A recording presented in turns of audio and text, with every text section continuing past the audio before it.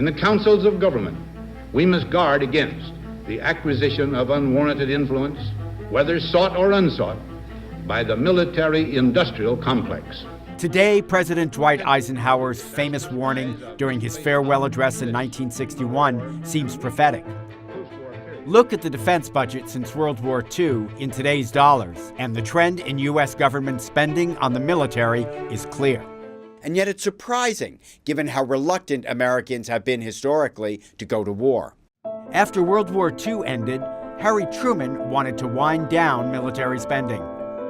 But then fighting broke out in Korea, a proxy conflict in the Cold War. Truman's advisors urged him to increase military spending and armaments. That meant building the hydrogen bomb.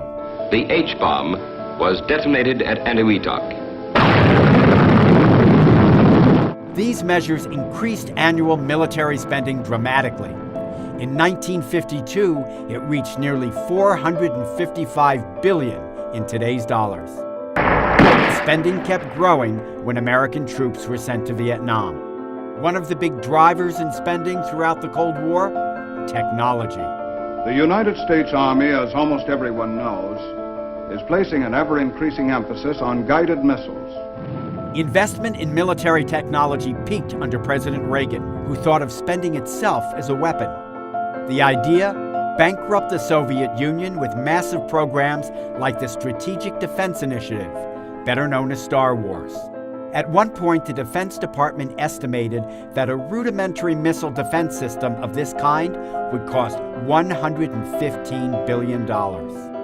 As a result, annual military spending reached a new high in 1985 at $559 billion in today's dollars.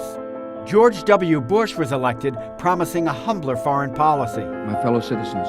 But shortly after he took office came the attacks of 9/11.